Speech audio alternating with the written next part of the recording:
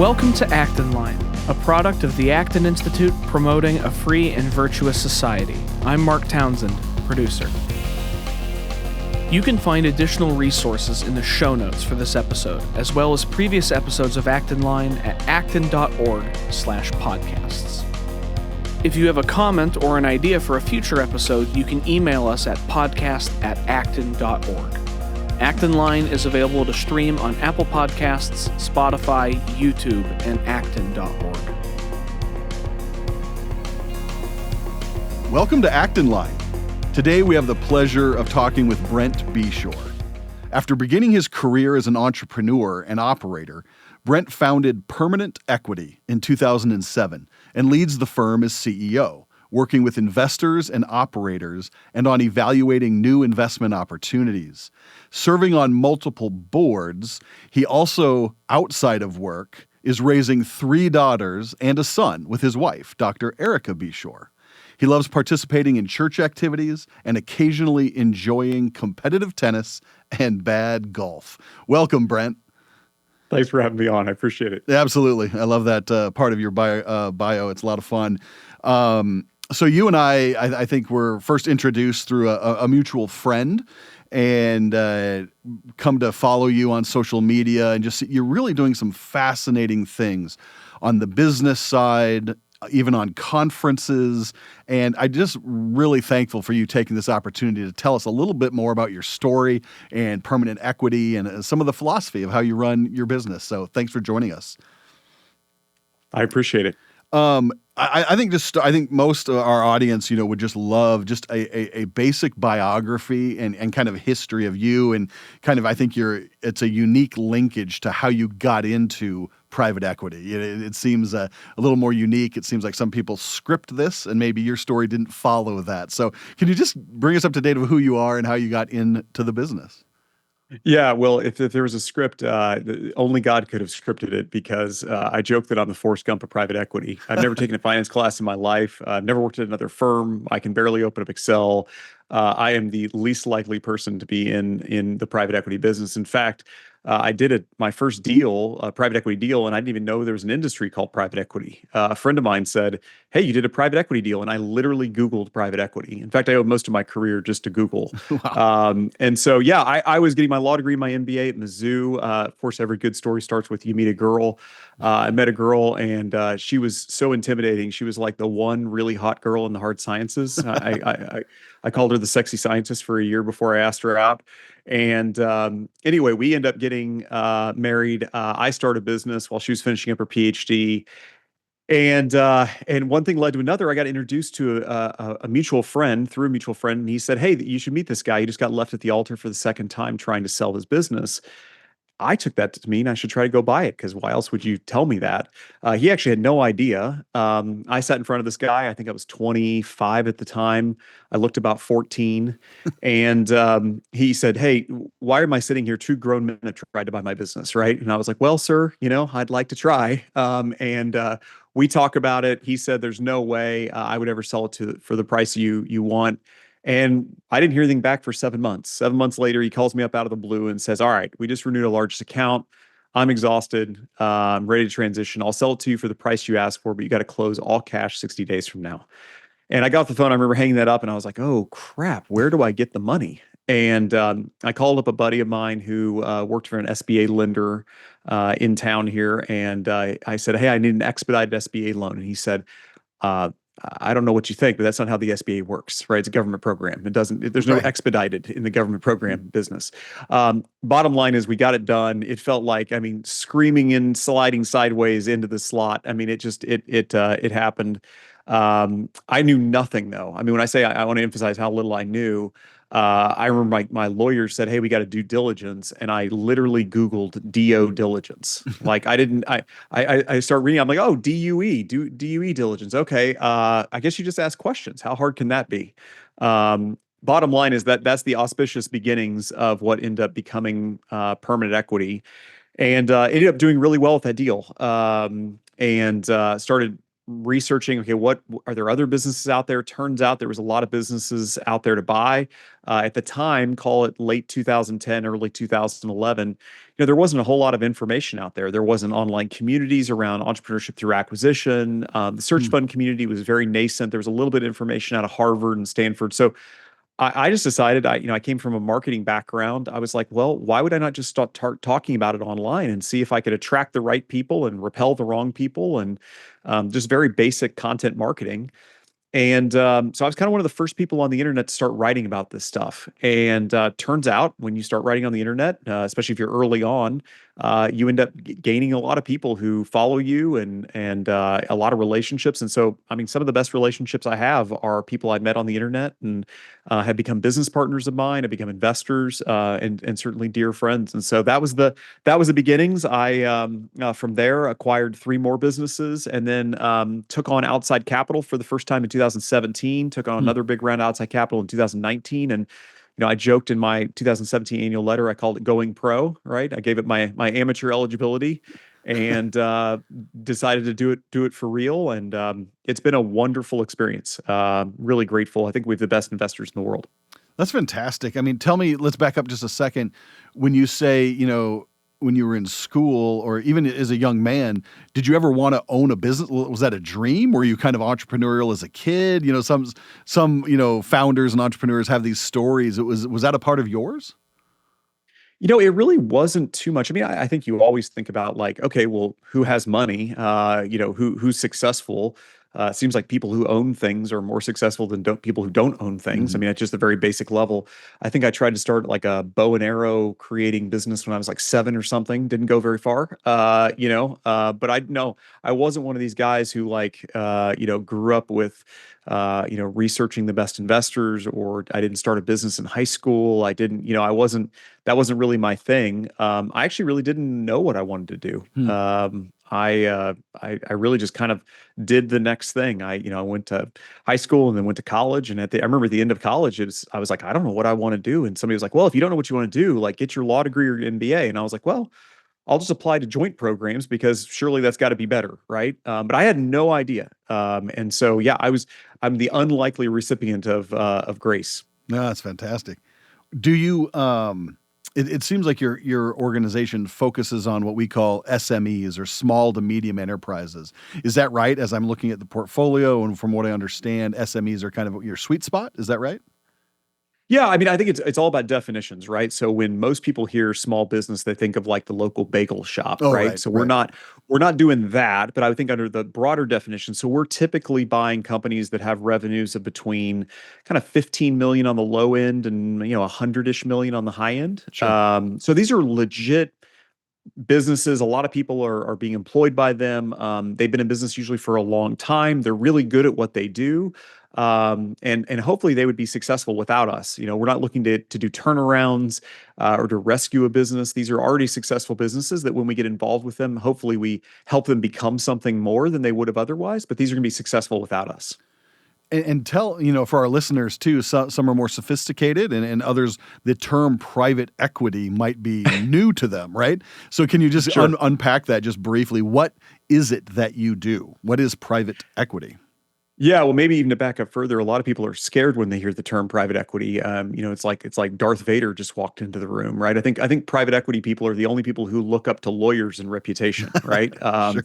And by the way, for very good reason. So if you kind of step back, what we do, as well as everyone else who's in quote unquote private equity, is we're buying equity, so we're buying ownership in private enterprises, right? So these are non-public entities, and we're buying some amount of equity in the company. That's just very broadly the term private equity. Now, more specifically, what traditionally private equity is meant is it's called the leverage buyout model. So this was pioneered in the 80s. There's a great book called Barbarians at the Gate, right? Yep. It's about KKR that pioneered sort of the entire industry. We're very early on in it. And the model, which is, by the way, still largely employed today, is I come to you as a buyer, you're the seller. I say, hey, here's the price I'll give you for the business. I'm gonna then do as little equity into the deal as I can and as much debt as I can into the business. So I'm largely going to fund. It's kind of like a mortgage on a house, right? So it's like think about it as when you buy a house, you have a decision to make. How much of a mortgage am I going to take out? How much house am I going to buy compared to the equity, and how much equity am I going to have into it?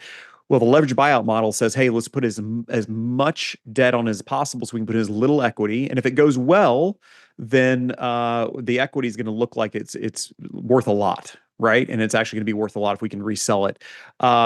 If things go even moderately okay, the business is going to be in real trouble, right? Because now it's a good business that now has a ton of debt on it, which makes it a bad business because all that cash flow that could be going to reinvesting back into the business and into hiring people is now going to paying interest to the bank and paying off bank debt. And so it dramatically reduces optionality. The other thing that traditional private equity does is they're trying to flip the business within a very short period of time. So we kind of joke that the traditional model is buy, lever, strip, and flip, right? Mm-hmm. So you're gonna buy it with as much debt as you can. You're gonna try to strip costs out of it to make the earnings of the business look higher, and then you're gonna try to sell it to somebody else within a very short period of time. That's where it gets a reputation for being problematic. There's a lot of businesses, and they make headlines, for businesses that are otherwise good businesses, good core engine. It just went through maybe a cyclical downturn, or maybe there's a slight hiccup in the business model, but all of that margin of safety has been taken out of the business. So that's traditional private equity. What we do is we're almost the inverse of traditional private equity. So, we think about what does a more redemptive form of private equity look like? Like, what would it look like to treat these businesses well as a family has over decades? And so for us, we buy with no intention of selling the business, and we typically use no debt in our transactions. We try to treat people really long term. We try to grow with them, build with them, do well with them. So we're not coming in, we're not cutting costs, we're not reselling these businesses, and we're not using any debt in the process of doing that. And so what it looks like functionally is when you sell to private equity, the business is really never going to be the same, because basically private equity is going to resell it to either another private equity firm or to a larger strategic buyer who's going to roll it up into something larger. So the autonomy that the business had enjoyed, the sort of the ability for the business to be standalone, a community's employer, is going to largely lose a lot of that uniqueness that made it unique, and is going to be sold multiple times and then eventually rolled up into something. Versus our model, we say, hey, we want you to keep doing exactly what you've been doing because it made you successful in the first place. We want you to continue to be a community employer. We're not going to come in and cut costs. We're not going to try to nickel and dime people. We want to grow together. We want to treat people really well. Just treat people as made in the image of God. And we don't think that levering up the business, paying a bunch in bank debt, and stripping costs out of the business and then reselling it is the optimal way to do business. And functionally, doing business is what we're all called to do, right? I mean, work is pre-fall. Work is for our good and God's glory. And so we want to do that in a way that we think gives us the best opportunity and the best incentives to be having our heads screwed on straight and treating people as made in the image of God instead of treating people as means to an end. Did you always have that philosophy? Is that like something you worked into? Because like you said, it seems, especially in Hollywood or articles you've read, it seems to be almost the counterfactual to private equity. As you describe it, the way you have your philosophy of business oriented. So, what are some of the positives, or how did you learn, or is it just intuitive that you felt you wanted to do private equity this way? Yeah, well, so maybe it's intermingling of my business journey with my faith journey would be helpful here. So I told my mom I didn't believe in God when I was 9. I became an atheist kind of in my teens. I mean, I would kind of say, you're a 9-year-old, you don't really know what you're talking about. I just knew I didn't see God as a center point of a lot of people's lives. I didn't see God as I didn't see the people who said they believed in God as their lives looking different than people who said they didn't believe in God. And so I just thought it was a big waste of time. when I was kind of growing up and into my teens. As I became, late in my teens, go to college, that was really the rise of new atheism. So Hmm. Hitchens, Dawkins, Yeah. Sam Harris, and I really adopted a lot of that, maybe call it bombastic language, condescending thinking towards people of faith, of all faiths, and in particular, I would say Christians. It's really interesting because if I was God, I would have smited me. I deserve to be smited. And thankfully, God is loving and the hound of heaven, right? He comes after us repeatedly. And if I look at my 20s, it was riddled with me striving to become someone. Look, we all want to matter and belong at the end of the day. And I thought to matter and belong, I needed to be successful. I needed to be famous. I needed to be powerful. And so I spent most of my 20s trying to become that. Right. And just, I mean, working nonstop to position myself to be those things. And actually, in a way that only God can do, in my 28th year and into my 29th year, I kind of got everything I wanted. Hmm. I was successful financially. I can remember, I came home and told my wife, I was like, we made over $1 million this year, like net to us, like put it in the bank. We were 28th on the Inc. 500 that year, fastest growing company in Missouri history. I got invited to the White House to advise on entrepreneurship policy. Hmm. And I was sort of invited into all these circles of really successful young entrepreneurs. And I felt absolutely hollow. It was the worst year of my life. Hmm. I told my wife I didn't love her. I didn't want to be my friends. Everything tasted gray. And so I would say if you take a snapshot in time then, that was before we had taken outside capital. That was before really we'd created the model that we have now. The model was just all about me. The model was, I mean, if you're the owner and there's no God, there's no someone superior to you that you answer to, then you can do whatever you want. And I was just trying to get as rich as I could, as fast as I could, and become someone as quickly as I could. And then, as Jim Carrey says, I hope you get all your hopes and dreams to realize that's not the thing. Right. I went through that, and God gave me more than I ever could have dreamed, and it was hollow. And I remember at that point, I started meeting these people whose lives seemed so different than mine. They had a joy, they had a peace, and I kept asking people, I was like, okay, what do you have? Like, what is that thing that's making? Are you on drugs? Like, what's that thing?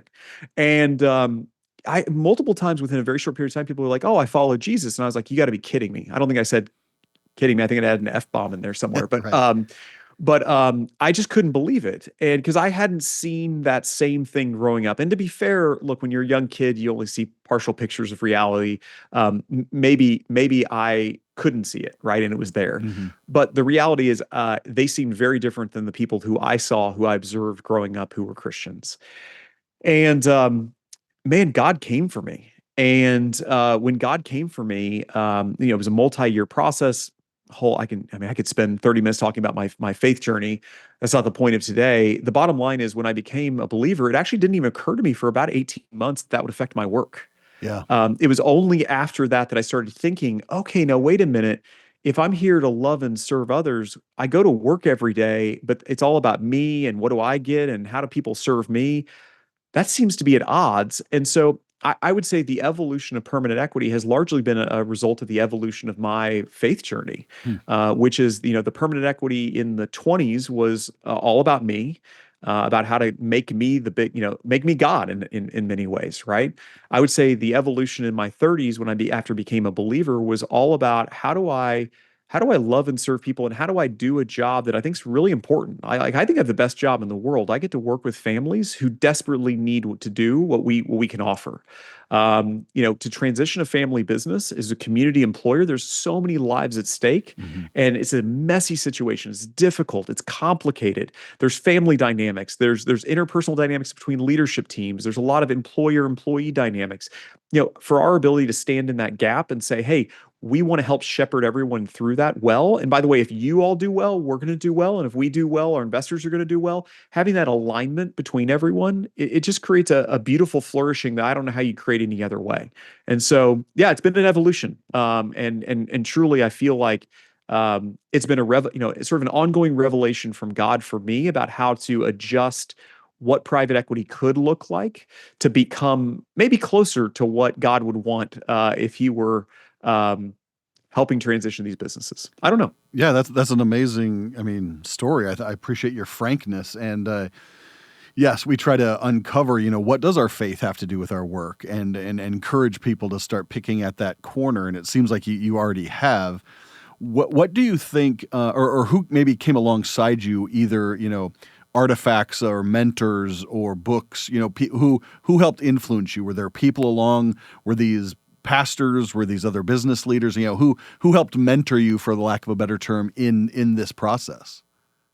Yeah, I mean, I think so. I was the beneficiary of a lot of Tim Keller's work. I mean, I think I joked it multiple times that Tim Keller's my pope, right? Like there's something about when I really started exploring. I mean, I literally listened to hundreds of sermons from Tim Keller, Hmm. and a certain number of those would be faith and work kind of based things. And I remember being really challenged by his what does it mean to pour out yourself, and what does giving look like what does serving at the office look like, how to be winsome and live a life in business that's attractive, and people ask why, like what are you doing. And then of course reading his book on faith and work Hmm. was a real eye opener for me. And then my wife's a Covenant College grad, Sure. and she said actually sits on the board of Covenant College. And so, as I started getting exposed to practicing the King's Economy and books like that came out of the scholarship work at Covenant, those were also really seminal books. And I started really trying to understand, okay, what is my purpose in business? Like, what am I trying to do? And am I trying to make as much money to give it away? Is that sort of the model that we should be, using in business? And I think what I really got exposed to is, much more deep integrated view of faith and work. It is our faith, our identity in Christ is everything about who we are, and it should affect everything that we do. And by the way, we're going to do it imperfectly, and I'm as broken as the next person, right? And I Yeah. have to apologize all the time. I'm messy, right? And I like to say this a lot, like I'm messy, you're messy. When you get messy people together, it's going to be a mess. And so, when we walk into a business, we just expect it to be messy. Hmm. How could it not be messy, right? We walk Yep. into a business situation, a deal that we're doing. How could we not expect it to be messy?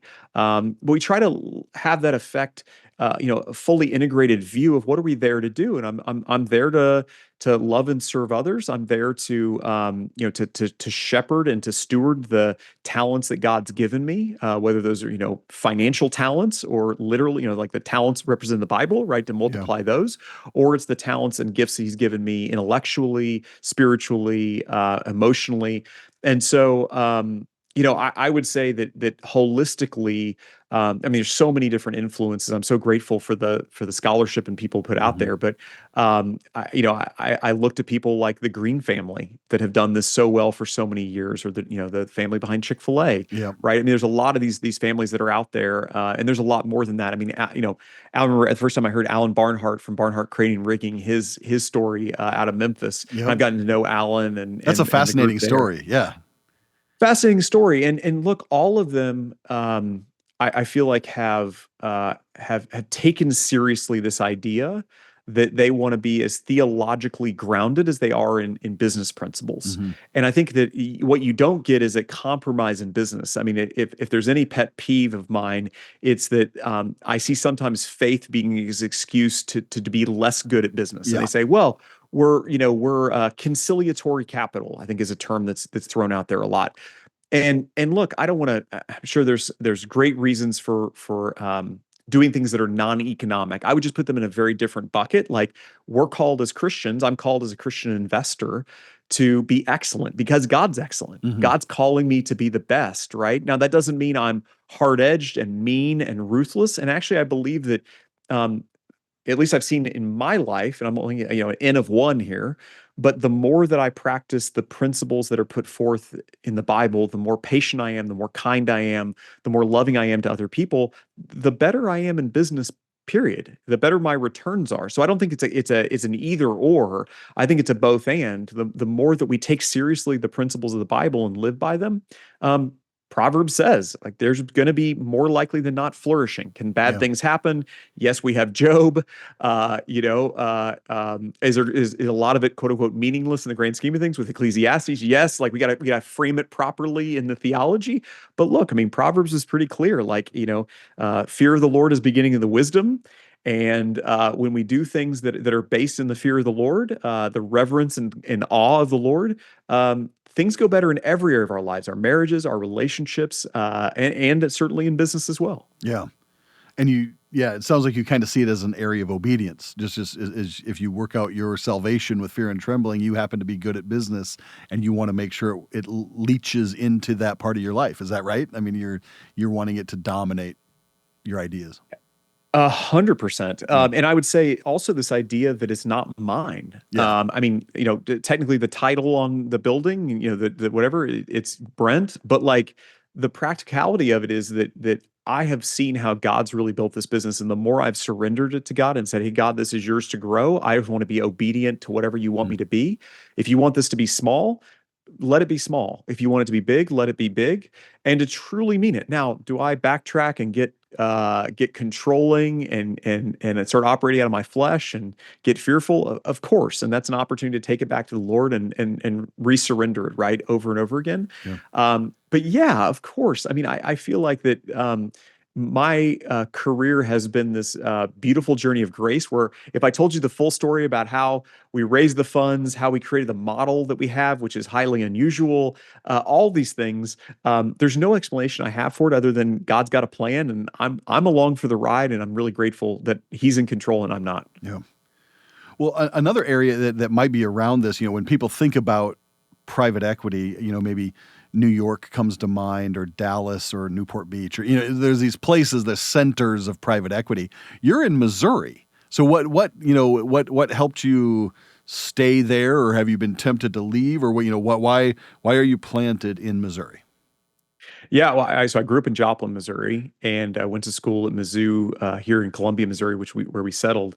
And like many things in my life, nothing was intentional. I never planned on living in Missouri. And yes, it's kind of a joke in the private equity world that anyone would do business outside of Chicago or Dallas or New York or LA. I one time was at a cocktail party and I had a woman ask me if I got the same internet in Missouri as they did in New York. And I said, yes. And there's these jet planes that can take you anywhere. What's the internet? Yeah. Yes, exactly. So yeah, I mean, look, Columbia, Missouri, not the financial epicenter of the universe. And really, I love it. I mean, I get to New York a lot. I travel a lot for work. And I am so grateful to be out of the slipstream and out of the norm. It allows us, I don't think that I ever could have heard from God and it made clear how different we needed to be if I wasn't in Missouri. There's a pace here that's just different. All my friends here, they don't care what I do. Frankly, most of them have no idea what I do. We're pretty low key here in Columbia. And I love it that way. We get to live here, get to have a normal life. It's fantastic. And it keeps us grounded. And honestly, for what I do for a living, Missouri's kind of the Switzerland of the United States, right? No one's intimidated by Missouri. We're kind of right in the middle. We play well in upstate New York, and we play well in Southern California, and we play well in Colorado, right? It's not there's no one, there's not a lot of preconceived notions about Missouri. So it's ended up being fantastic. There was never intention to live here. My wife and I think we found community. We found an incredible church here in Columbia that we love and that we can serve in. And I mean, ultimately, when you look at moving some places, the question is why? Right. And I think we're all looking for the same things. And look, do we have the very best restaurants in the world? No, we don't. Are there more entertaining places to live? Absolutely. I actually think, though, that the ability to go somewhere and appreciate going there and the ability to appreciate coming home, both directions, means a lot. And I think I would just become numb. If I lived in a big city, I think I'd become numb to how good the food was and how good the entertainment was and all the options. Columbia's this really nice mix. I mean, it's a college town, so we have a great lifestyle here. Yeah. Especially in the fall, October now, which is like perfect. We do our best San Diego impression in October. October, that's excellent. Yeah. So transitioning kind of to the business side, I assume you have a lot of deals that come across your desk and your team, right? You're evaluating things all the time, different kinds of companies, different kind of philosophies. What are some of the top leadership lessons you've learned, while observing kind of in the deal-making process or the ownership process? What do you see out there? What do you learn as you're looking at a packet as an analyst or, thinking through these different companies? What are you looking for? What are you learning as you look at a company? Yeah, well, I would say the obvious things are the spreadsheets, right? The spreadsheet numbers, right? I mean, that's not hard. It's uncomplicated. And I feel like this is where maybe we diverge from private equity a little bit. I mean, yes, we need to see the balance sheet and the income statement. Yes, we want to make sure it's a good fit financially for us. But our philosophy is really around people. We believe that people are everything, and we really want to get to know the people, understand what their hopes and dreams are, understand what their fears are, and a lot of people can't articulate those things. One of my favorite questions to ask is, if you could wave the magic wand, what would life look like post close? Like, what would life look like after this transition? And see what people say. And I'll kind of ask it 3 or 4 different ways over the course of a day and a half with somebody. And usually they'll answer it 3 or 4 different ways depending on the context, right? I don't think most people really know what they want. They just know that they don't have what they want now. And so, I think a lot of our job is in order to create a good transaction. So if you think about all the stakeholders that are part of a transaction, this may not be obvious, but most people just focus on the buyer and the seller. Well, whatever the buyer and the seller agree to, that's what's good. There's a lot of other stakeholders. So you have the executive team, right? So it's different than the seller. You have the employment base, which is usually different than the executive team or the leadership team at the firm. You have the local community that has supported these businesses, right? You have the industry that they're in, and maybe the industry stakeholders that would be there, industry associations, kind of the community at large that would be the industry. You have potentially regulators involved in the process, depending on what the industry might be. So there's a lot of these different stakeholders, and then you have the suppliers, you have the customers. So you're trying to think, okay, how do I create a deal that maybe works for the seller, that is not obvious what the seller really wants, and really trying to uncover that. You're also trying to look at everyone else around the table and all these other stakeholders and say, okay, what makes a good deal for them? Because unfortunately, if a business is not a win-win for all the stakeholders, it's not ultimately long-term sustainable. And I think this is where maybe traditional private equity dehumanizes deals. Is if we're going to go buy a business together and we're only going to hold this thing for maybe 2 or 3 years, maybe 4 years at most, we're going to have a very different relationship together, you and I, than if we say, hey, we want to be good long-term partners. And by the way, we would include all these other people along in it. Now, if we're going to plan on reselling this thing to somebody else, we're going to dump all that baggage onto them. We don't really have to think about the other stakeholders. We can just focus on the buyer and the seller.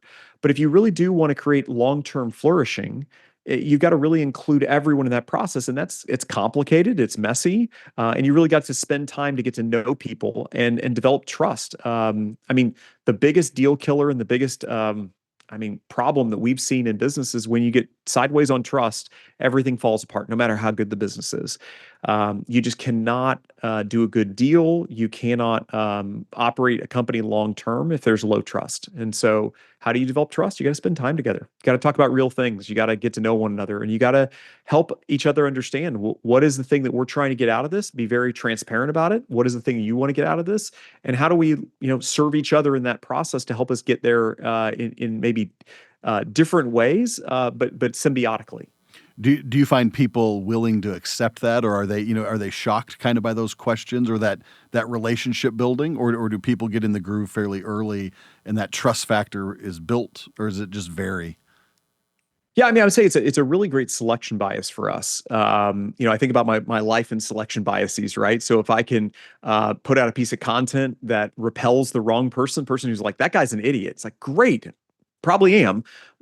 I don't have to talk to you then, right? Because we only have a limited amount of time. And so I would say the same thing with sellers and leadership teams. If you start talking about, hey, tell me about your hopes and dreams, tell me about your fears, tell me about if you could wave the magic wand, and they get real clammy and weird about it, there's usually a lot of stuff going on under the surface. It's going to come out at some point. Yeah. And it's really good for us because then we can just say, hey, you know what? I don't think this is probably a great fit. Or they just may opt out of the process, or they may just use price as the ultimate determinant, right? And to say, hey, look, the cleanest way to do a deal is whoever pays me the highest price, you give me the check, I give you the business, you can do whatever you want with it. Well, if you think about the type of mentality that would create a business, probably the business itself is not as healthy. The underlying, asset itself is probably not as healthy as somebody who would say, hey, I care deeply about the people. I care deeply about my community. I want to serve my customers. I want to be a fair trade with my suppliers.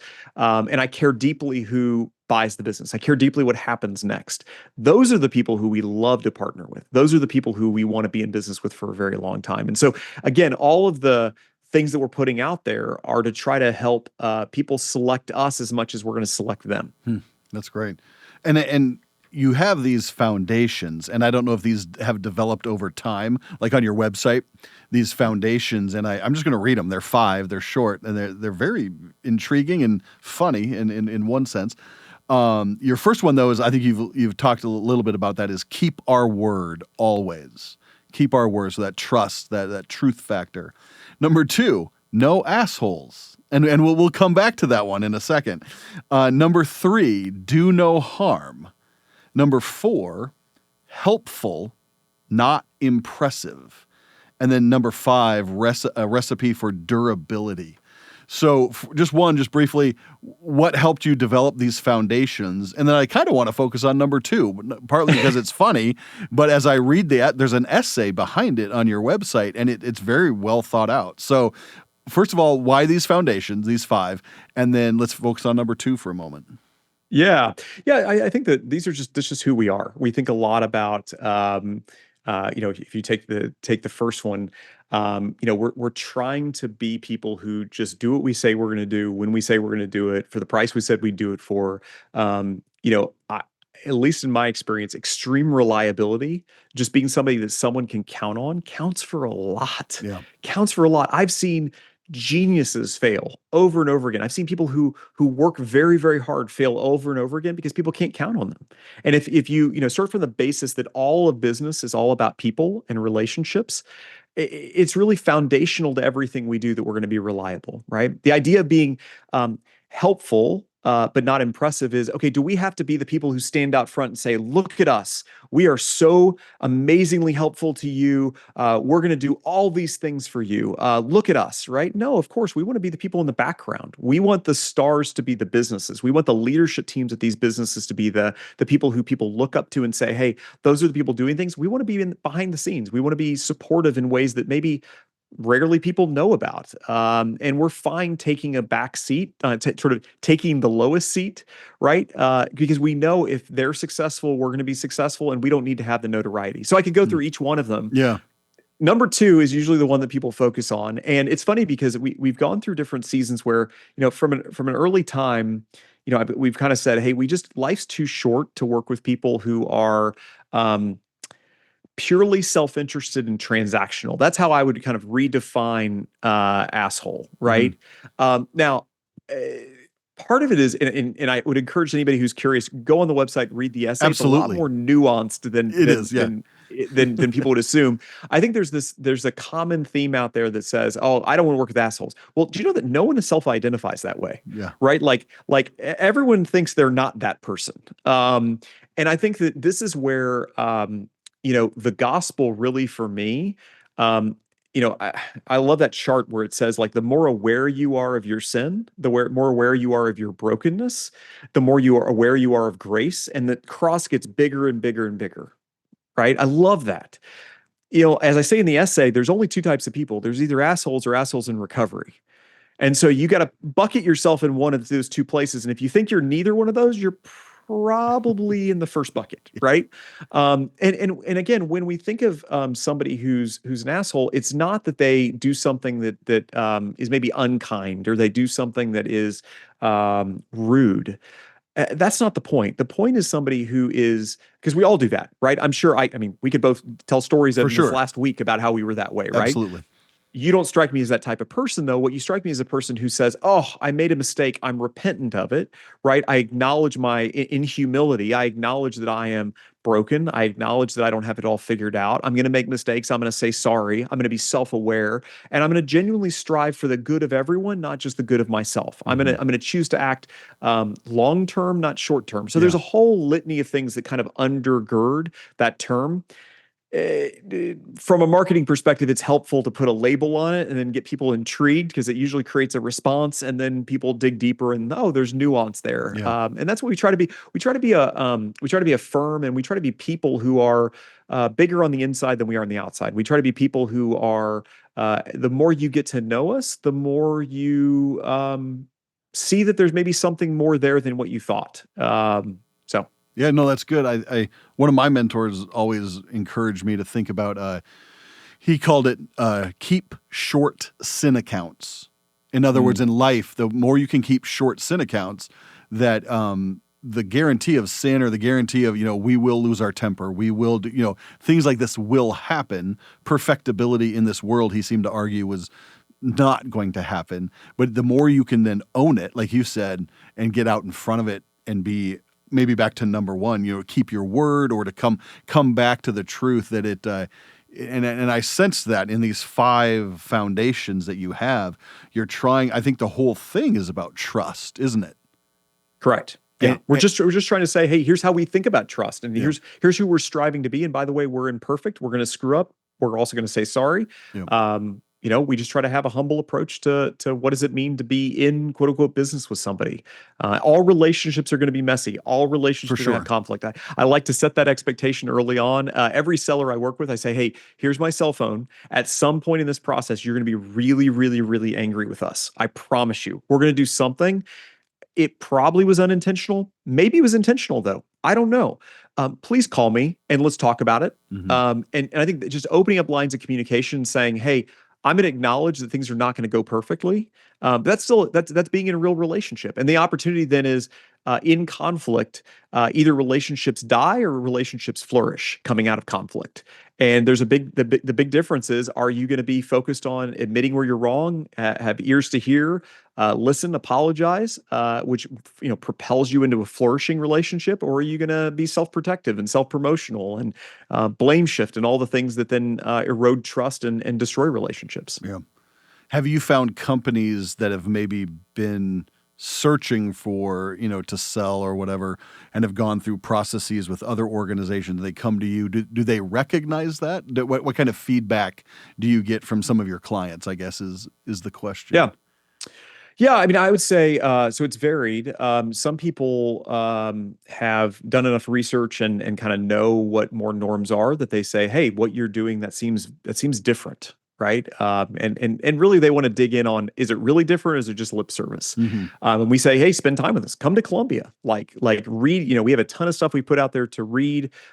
We've talked a lot in public. Read what we've written. Listen to what we talked about.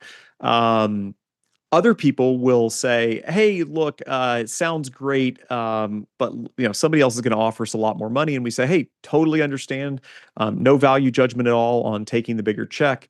If anything ever happens where you're dissatisfied, would love to continue having the conversation. We don't do exploding offers. We don't get offended. We're not the prettiest girl at the dance. We're like, that's fine. Go dance with other people.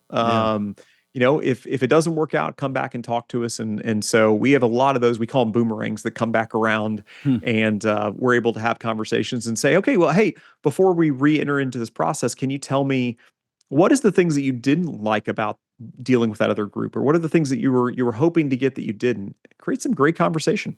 So, Brent, it seems like you focus on this small to medium enterprise. You have these different companies. Are you looking for a certain kind of company, or a certain, like all manufacturing? Do you have an expertise or a niche, or what do you look for in a company when it comes across your desk? Yeah, so we think of ourselves as specialists, but not necessarily in an industry. So maybe more broadly, take a step back. We think about there being these little hidden gems in every industry. Now, we have some industries we like more than others. We're not oil and gas people. I have a friend who lives in Texas, and he said, "Hey, if you ever see an oil deal out of Texas, no, I passed on it twice." I think about that a lot, right? I That's think about good. why are we the lucky ones? And there's just some really deep necessary expertise in some of these industries. I would say really heavy duty healthcare, even like retail is one that we're pretty skittish about. Just seeing a lot of change in that space. Technology is another one that we're pretty reluctant to get involved in. Really, really heavy deep tech. But really, that opens up an entire huge part of the economy that we're fairly agnostic to. And so, if you look at our current portfolio, we have aerospace, we have military recruitment, we own a really high-end matchmaking firm, so like executive search, Oh, but for love. yeah. Fascinating business that you would never in a million years would I guess we'd own a business like that. It's an amazing business run by great people. We love being in partnership with them. We own manufacturing, we own construction, so we own 16 businesses, and they literally are coast to coast. And so. The way we think about it is the type of business we want to be specialists in. We kind of call them adolescent businesses. They're too big to be small, too small to be big. They're kind of in this weird adolescent phase where they're really typically good at the thing they do, but they've got some opportunities to professionalize around the edges, and we call it the everything tastes like chicken layer of business. So it's kind of like no matter what industry you're in, the accounting's the same, the finance is the same, the marketing's largely the same. I mean, there's these sort of like the meta layer of business that sits on top of the specialty. We try to be good at that, and we want to partner with people who are excellent at the thing they do. And so we're able to, as an example, we have a whole in-house executive recruitment team. One of the biggest struggles of any small organization is that, frankly, whether it's internal talent or external talent, consultants or some service provider, if you can work with bigger, better paying clients, you typically do, and you stop working with smaller clients. Well, that creates a really nasty selection bias. I remember a really frustrated seller said, we've gone through 4 marketing firms in the last 5 years. It's all BS. None of them work. Nobody knows what they're doing. And I said, hey, you're absolutely right, and you're absolutely wrong. You're absolutely right that the access you have to talent that really knows what they're doing in marketing is just not there, right? If you have a $200,000 a year budget, you can't compete for talent with somebody who's got $100 million a year marketing budget. Yeah. Just no way, right? Now, you're wrong in the sense that there aren't people out there who really actually do know what they're doing. And by the way, we have experience with them, and we know where to find them, and we know how to get them. Right. And so what we try to do as an example in the executive recruiting space is we have a whole in-house team of executive recruiters that all they do is focus on these types of businesses. And they have an incredible network and pipeline of talent, and we can access typically upgrades in some serious areas where we can bring in outside talent that they've really never had access to.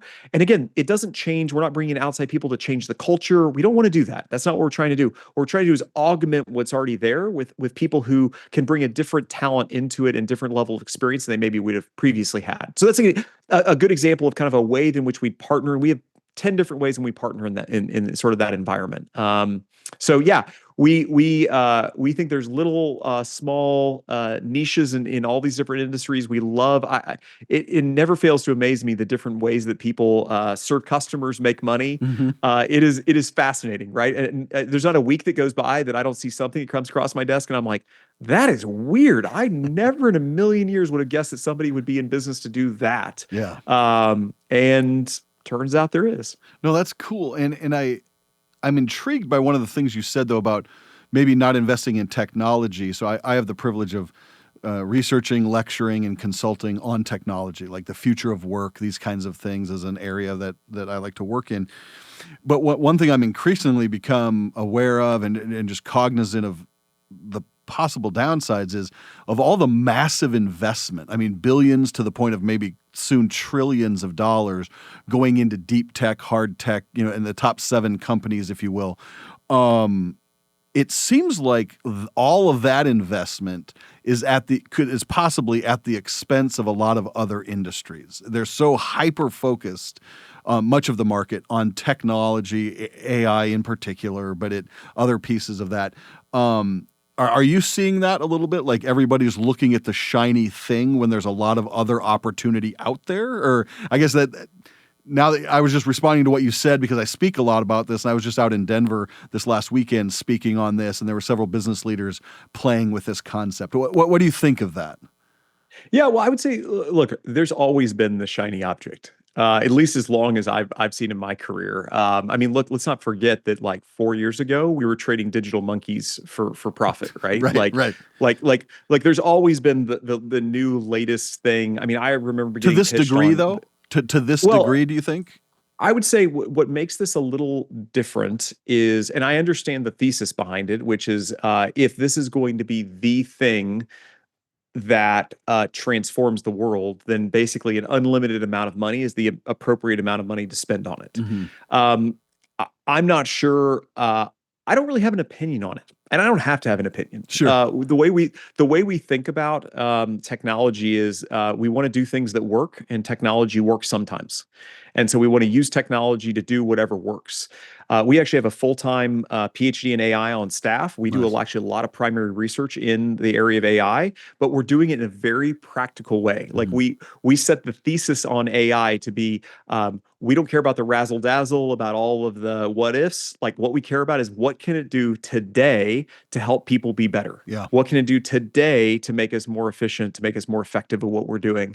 And we found some opportunities. I mean, we certainly I would say that probably the vast majority of our staff now uses AI on a daily basis to help augment and do things that they would have to be spending time on doing other ways. And I mean, that's how technology has always worked, right? Like, I mean, we can talk about, technology can't do this or that. But I mean, the reality is like, I drive a car because it's better than riding a bicycle, and riding a bicycle is better than walking. And those are all technology advancements, right? So we use technology to help us spend time on things that we want to spend time on. It gives our lives optionality. And I think if you look at it through that lens, AI is no different than anything else. And it's by the way, it's not super clear right now that AI is going to be able to advance much beyond what it is now, which by the way, if it stopped now, it'd be a really cool, useful tool. Yeah. Really, really great, useful tool. It's just not going to become the, a lot of the early OpenAI researchers have all like left the field and moved out into the country and bought farms because they believe they quote unquote summoned God. They're all atheists, but they believe they summoned something deep that you can't sort of, the Pandora's box has been opened. You can't put it back in. I'm not convinced that's where this is all going to go. I think that if you ask me what is life going to look like in 15 years, it's going to largely look like it does now, with some changes around probably the productivity that each individual has. There will be some jobs that used to take place that don't anymore, and in the same way that all technology does, right? There'll be new jobs that are created. There'll be old jobs that some go away. I think net, it will be an economic positive. And I think the real danger to the soul is what we're seeing with content in general, with AI created video, with the proliferation of time in isolation, with kind of social media trends. Like I fear much more for the souls of people in 15 years than I do for the careers of people in 15 years. So cultural issues, kind of, is that what you're saying? Yeah, I think cultural issues. I mean, look, if you look at the last 30 years, and I'm not saying anything new. There's books and books and books written on this topic, but to be, to say the obvious, like we've gotten richer and sadder, right? Like as a society, like we're far richer. The standard of living continues to go up from a material perspective. Life has never been better than it is today, universally. Like, and if you look at the bottom 10% of the United States, like the living standards of the bottom 10% are dramatically higher than they were 30 years ago. And certainly the top 10% has gotten a lot richer and can, buy bigger boats or whatever. But I think if you look across every income segment, every single income segment is showing a decrease in happiness, a decrease in fulfillment. You look at a lot of the social trends are all moving in the wrong direction, and you have to ask, how is it possible to get all of our material hopes and dreams and to be less satisfied with life? And I think a lot of it comes down to a disconnect with what's real and tangible. What is truth, right? I mean, we can go back to a society that's moving away from God, a society that's moving away from from centering their lives on sort of long-lasting eternal principles. The separation of truth from life, right? I think all of these things are all bubbling under the surface, and I think AI can really take us into a direction that's pretty scary, right? Like if you can sit all day and chat with AI, and it can create custom content for you that is exactly what you want in the exact genre that you want. It really removes our need for community. And I think as soon as you remove community, you remove a relationship from humans, basically we die. Like we need relationship almost as much as we need food and water. And I think it's very obvious that the more that like a quote that I like to think about a lot is the opposite of faith is not doubt, it's self-reliance. If you look at the teachings of Jesus, if I was going to sum them up, it is surrender and dependency.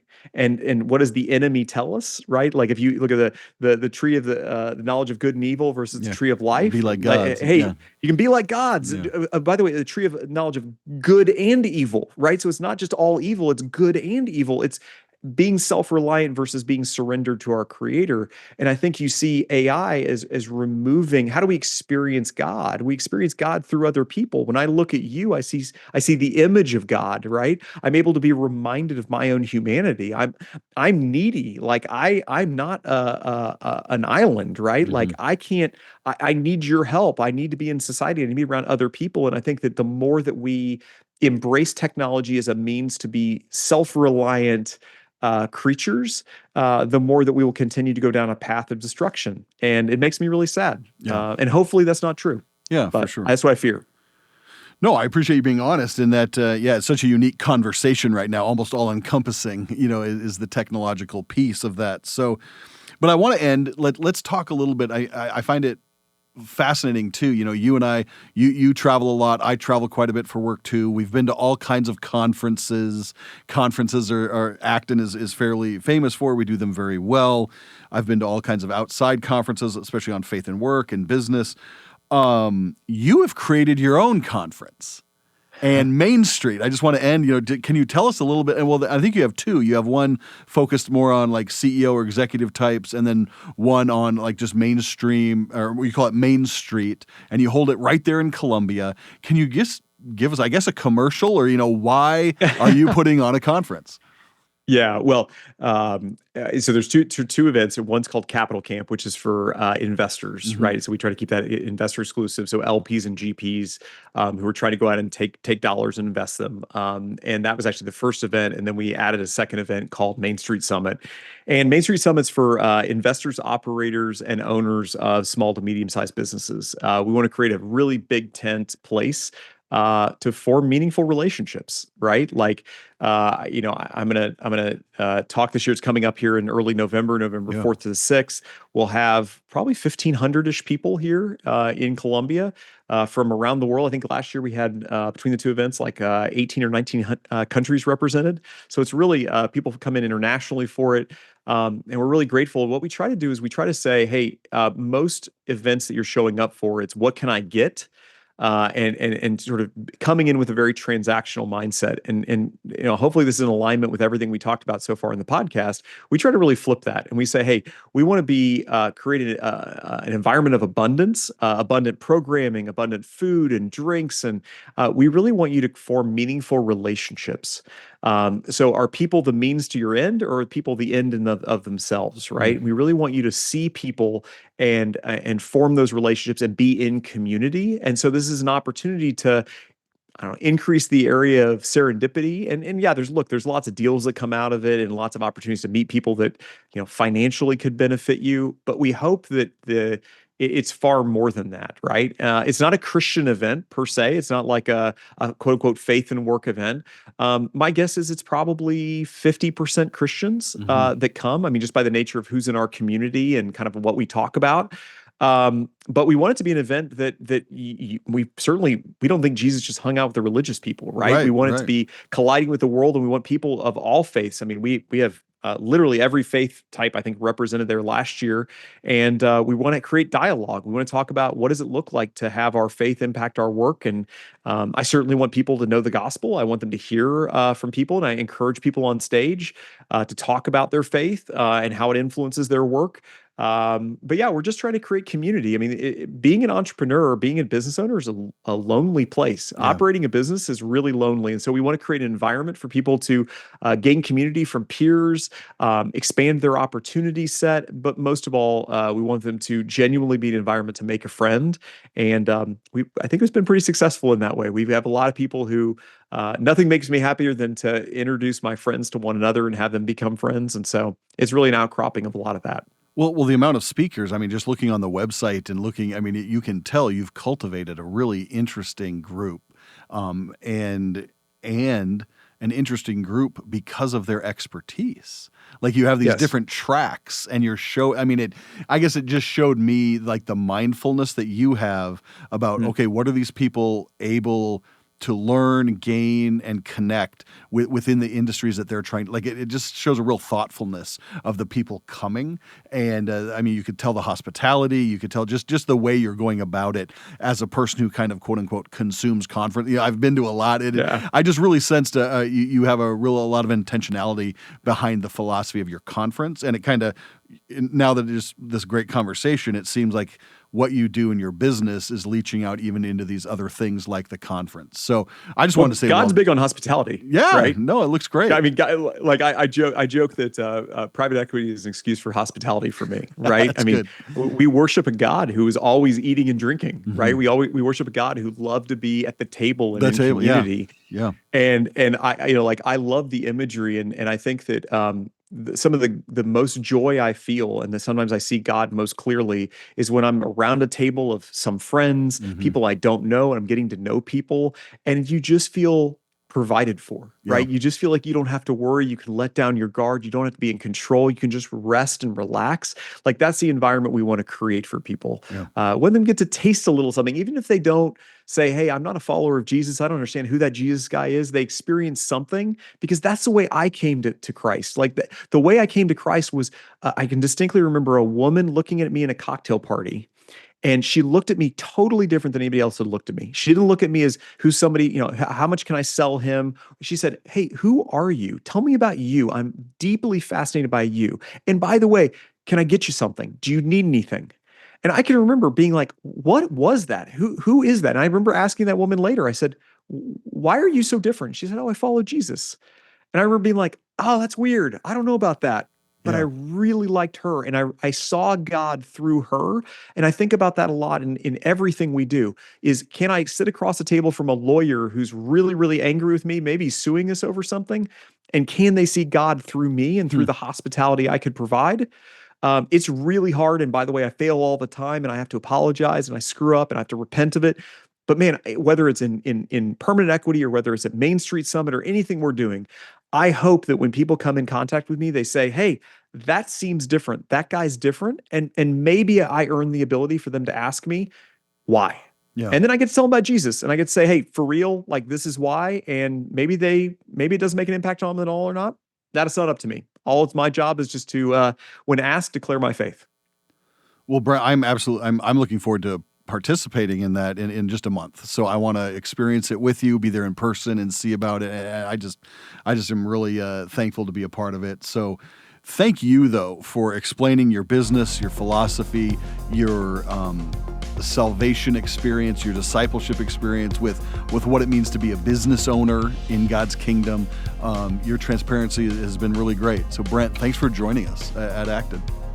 Hey, I really appreciate it. Thanks so much for having me on. I can't wait to spend some time with you. And, I would say is start fasting now, because you're going to really need the capacity. So that's great. Thanks, Brent. All right. Thanks.